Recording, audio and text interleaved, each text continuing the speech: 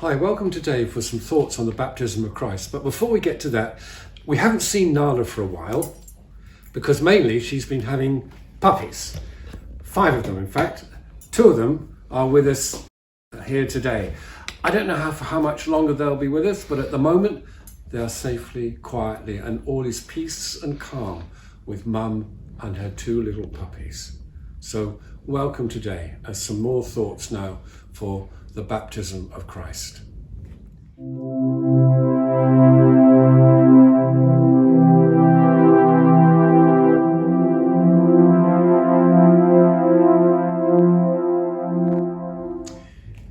Mr. and Mrs. Dursley of number 4 Privet Drive were proud to say that they were perfectly normal. Thank you very much. So began the first of the Harry Potter books, Harry Potter and the Philosopher's Stone, published in 1997. When J.K. Rowling first wrote those words down on an empty page, could she ever have imagined what those first words would lead to? Likewise, when Jane Austen began Pride and Prejudice with, "It is a truth universally acknowledged that a single man in possession of a good fortune must be in want of a wife." Another epic journey began with these words, when Mr. Bilbo Baggins of Bag End announced that he would shortly be celebrating his 111st birthday with a party of special magnificence. There was much talk and excitement in Hobbiton. Did J.R.R. Tolkien have any idea what would happen to his book, The Lord of the Rings? So for the author with a blank page, or the artist with a blank canvas, beginnings are never easy. Where to start? And how to start? Where will it end up? For all the challenges at the beginning, the start needs to be made for anything to happen. There will be risks attached, but the journey has to begin.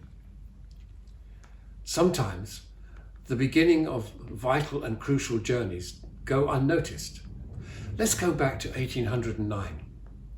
This year was dominated by Napoleon Bonaparte, who was sweeping across Europe with his soldiers, with one invasion and one battle after another. However, whilst Napoleon was on the march and creating headlines, who was paying attention to babies being born in England and America?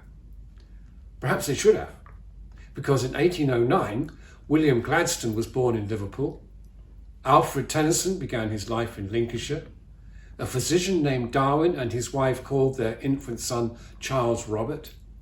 A rugged log cabin in Hardin County, Kentucky, owned by an illiterate wandering labourer, was filled with the infant screams of a newborn baby boy named Abraham Lincoln. And in Boston, Edgar Allan Poe started his brief and tragic life. All that and a lot more happened in 1809. But the world's attention was focused on the battlefields of Europe. Go back 2,000 years. Who was paying attention to a man standing in the queue, shuffling slowly forward to be baptized by John at the Jordan River? Probably not very many, as the world's attention was focused on the power of Rome.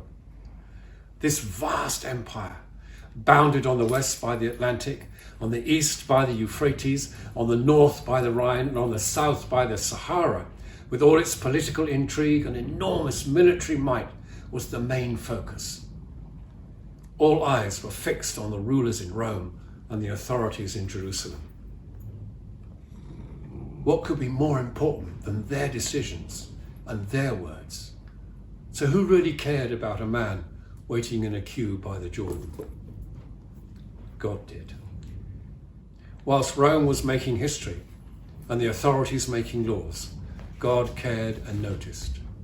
He watched his dear son by the Jordan, and when he was baptized, he declared, "You are my son, the beloved.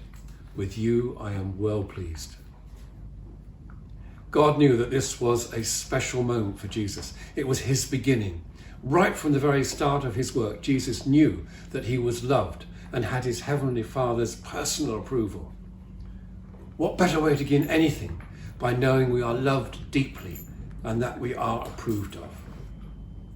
So like Jesus, before you start on something new, something different, like him, have some quiet moments of prayer and hear God whispering into your heart, you are my child, my beloved, and with you I am well pleased. Hear those words to guide your steps and rule your hearts. So travel safe, pilgrim.